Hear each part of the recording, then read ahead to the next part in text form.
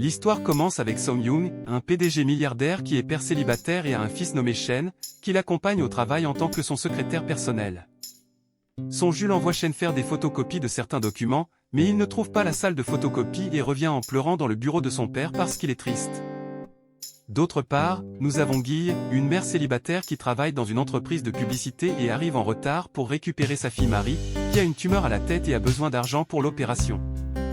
Mais ils ne savent pas qu'ils sont observés quand il ouvre la fenêtre, leurs yeux se rencontrent et Guy James a tellement peur qu'il trébuche et tombe par terre. Après cela, son Jules dit qu'il a rayé sa voiture, alors elle en profite pour lui demander son numéro de téléphone et Guy le lui donne en colère. Alors ils se rendent compte qu'ils vont à la même école, et bien que leurs enfants soient traités avec gentillesse, ils se détestent en secret, en arrivant à la rivalité. Shen dit qu'il voudrait avoir une mère comme Guy, et Song le regarde avec amour car il le souhaiterait aussi. Alors, son grand-père, qui veut qu'il trouve une femme, organise une surprise pour eux, un rendez-vous à l'aveugle. Les deux se rendent au rendez-vous avec leurs enfants et une fois là-bas, ils font la connaissance de Tom, une collègue de Song Young qui déteste Shen et souhaiterait l'enfermer dans un sous-sol car elle veut Song Young rien que pour elle. Ensuite, Tom confond Guy avec une serveuse et lui renverse une coupe de champagne qui la mouille complètement, alors elle se cache dans une chambre.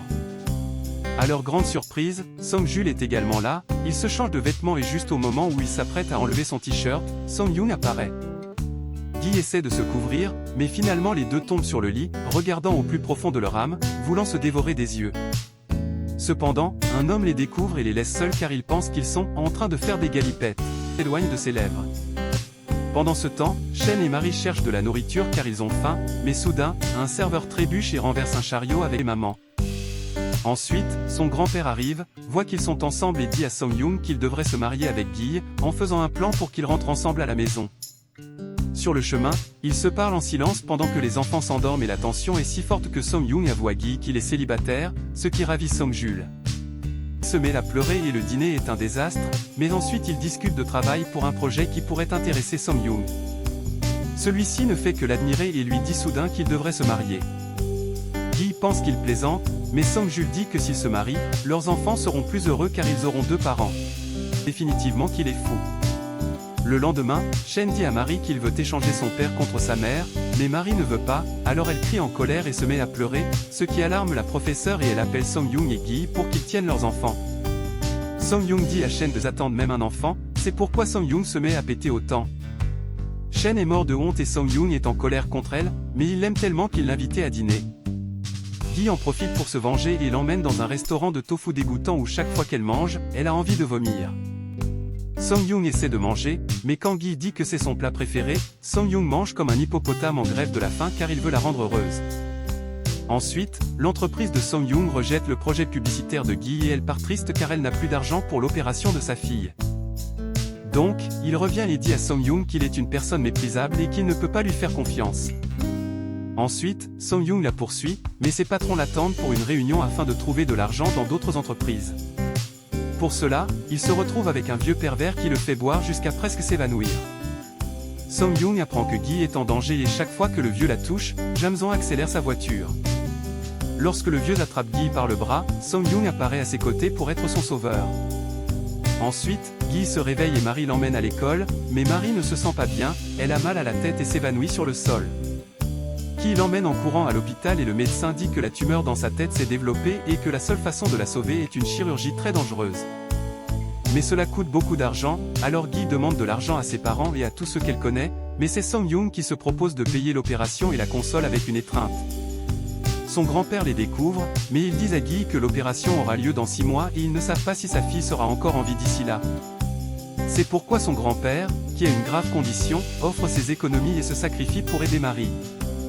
Guy se met à pleurer de joie devant la gentillesse de son grand-père.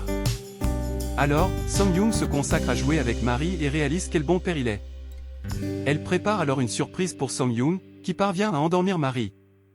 Soudain, elle reçoit un appel de Guy lui demandant de venir dans le couloir de l'hôpital. Tous les deux s'approchent très nerveux et Guy accepte de se marier avec Song Young, qui promet de prendre soin d'elle et de sa fille. Ils s'étreignent, mais ensuite Guy affirme que c'est un mariage de convenance et qu'il ne peut y avoir d'amour dans leur relation. Ensuite, ils le disent à leurs enfants, qui sautent de joie d'avoir 2 parents, et emménagent dans la maison de Song Young. Alors, leur grand-père leur montre leur chambre, qui est remplie de lumière pour qu'ils s'aiment beaucoup cette nuit-là. Il se retrouve seul et Song-young commence à enlever ses vêtements, ce qui effraie Gi. Elle essaie de s'échapper en entrant dans la chambre de Marie, mais on voit que Song-young l'oblige à dormir avec lui. Le grand-père pense qu'ils font l'amour avec leur corps. Le lendemain, Gi imagine que Song-jul lui donne un doux baiser, mais c'est juste un rêve. Song-young la regarde embarrassée, et elle se cache de lui. Mais en se présentant à la famille, ils font semblant d'être amoureux pour le bonheur des enfants, et même s'embrassent au moment des adieux. Ensuite, Gi avoue à Song-young que tout le mariage est un mensonge et dit qu'elle ne peut pas vivre avec un homme qu'elle n'aime pas. Elle se retrouve donc avec Song-young pour découvrir sa personnalité.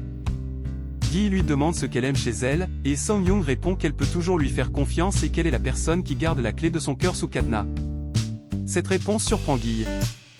Chez eux, Gi découvre Song-young en train de jouer avec Marie, et pendant un moment, pense que tout est réel et qu'ils s'aiment vraiment.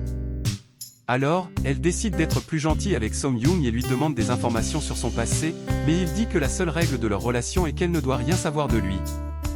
Ils se disputent et Gi dit qu'elle regrette de s'être mariée avec lui, et ils prennent des chemins séparés avec beaucoup de douleur. Mais Shen découvre Gi en pleurs et devient également très triste. Elle demande donc à Song-young pourquoi il a rendu sa mère triste et le supplie de faire la paix. Mais Song-young n'a pas le cœur à cela, et Shen part en pleurant. Ensuite, Song-young a une réunion importante et achète une jolie robe pour Gi afin qu'elle montre sa beauté. Mais Gi est en colère jusqu'à ce que Tom apparaisse et ils font semblant d'être amoureux pour de vrai. Tom lui dit qu'elle est licenciée, mais Yeon avoue qu'elle est l'épouse de Sonyu et l'embrasse passionnément. Ils continuent de s'embrasser jusqu'à ce qu'ils se réveillent du rêve et se regardent sans savoir quoi dire, leur âme suspendue à leurs lèvres. Plus tard, Tom découvre que leur mariage est un mensonge car une fille aussi pauvre ne peut pas aimer un homme aussi riche que Song. Cependant, Yeon lui dit qu'il est jaloux, et elle répond qu'elle ne se reposera pas tant qu'elle ne les découvrira pas. Ils organisent donc un vrai mariage pour officialiser leur union. Sur le chemin de pierre, symbolisant la difficulté d'un mariage, Song aide Gi jusqu'à ce qu'elle trébuche. Il la soulève dans ses bras jusqu'à l'hôtel où ils font leur vœu d'amour et se marient. Cependant, lors de leur nuit de noces, Song dit que Gi ne l'aime pas et qu'il ne l'aime pas non plus. Gi est dévasté et l'opération de Marie approche. Song l'embrasse pour lui donner de la force et lui dit qu'ils peuvent tout surmonter ensemble. Finalement, Marie subit avec succès l'opération et s'adapte peu à peu à sa vie d'avant. Yeon obtient enfin le travail de ses rêves dans une bijouterie, mais les clients sont désagréables avec elle. Inquiet, Song demande à son secrétaire de la protéger, car des personnes dangereuses pourraient s'approcher d'elle, dont Tian, un nouveau client qui semble être l'ancien petit ami de Gi. Il veut se venger de Song car il lui a pris Gi par le passé. Tian gagne la confiance de Gi, mais quand Song les voit ensemble, il devient jaloux. Il questionne Gi sur Tian, mais elle prétend que c'est juste un ami. Cependant, Song pense qu'elle lui ment. Ensuite, il tente de reconquérir Gi, mais il la met mal à l'aise. Par la suite, Gi apprend que Marie et Shen sont des jumeaux et que Song s'est marié avec elle pour récupérer Marie, qui est la fille de son frère décédé. Gi quitte Song et quitte la maison, brisant leur cœur. Plus tard, le grand-père de Song tombe dans le coma, et Gi confie à Song ses vrais sentiments et lui demande de vivre car toute sa famille l'aime. Le grand-père sort miraculeusement du coma. Cependant, Gi découvre qu'elle est enceinte de Song. Elle préfère garder cela secret et ment à Song en disant qu'elle a mal au ventre.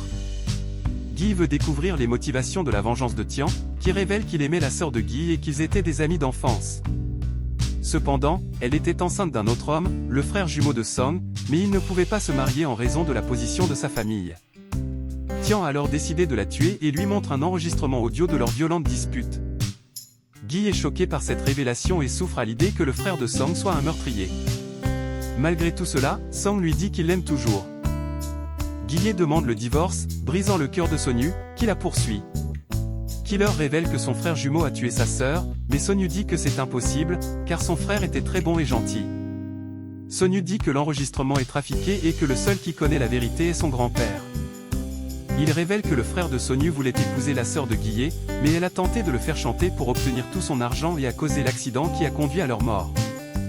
Yan s'évanouit et se réveille à l'hôpital avec Sonyu et toute sa famille, qui la félicitent car ils ont découvert qu'elle est enceinte. Sonyu lui prend la main et lui dit que devenir père avec elle est le plus grand des cadeaux. Soudain, Tian appelle et lui dit qu'il a kidnappé leurs deux enfants et qu'ils vont rencontrer leur vraie mère.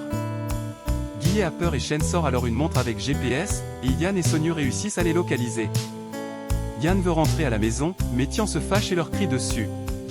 Shen se met devant sa petite sœur pour la protéger. Ensuite, Yann et Sonyu arrivent, et Tian les menace de les jeter dans le vide. Yann lui montre à quel point leurs enfants souffrent, et Tian se souvient de son enfance où on se moquait de lui. Il ne veut pas que Shen et Marie subissent la même chose, alors il se calme et les laisse retourner dans les bras de leur vraie famille. Plus tard, Yann et Sonyu décident de vivre ensemble à nouveau, mais c'est gênant car ils ne savent pas comment avouer leurs sentiments. Finalement, Guillet se retrouve à l'endroit où Sonyu lui avait demandé en mariage et lui avait jeté de l'eau, mais maintenant son amour pour Sonyu est réel. Elle lui dit qu'elle veut être avec lui pour toujours, et Guillet accepte d'être sa femme. Ils se serrent alors dans les bras l'un de l'autre. Sonyu organise une fête surprise avec leurs enfants, lui offre des fleurs et lui demande en mariage pour l'aimer toute sa vie. Guillet accepte d'être sa femme, et ils se serrent dans les bras l'un de l'autre. Cependant, Yann se fâche car elle est en pyjama. Pour cette raison, Yann enfile la robe de mariée de ses rêves, épouse Sonyu et vit heureuse en famille. Sonyu engage un jardinier pour mettre un panneau géant qui dit « Je t'aime », car en regardant sa chère famille, il sait qu'il sera heureux toute sa vie. Ce baiser représente l'amour infini qu'ils ont dans leurs âmes, pour lequel ils donneraient leur vie pour partager chaque matin et chaque soir un regard de la personne qu'ils aiment et qui leur apporte le bonheur éternel. Si vous voulez savoir comment elle est devenue super heureuse, regardez cette vidéo, merci.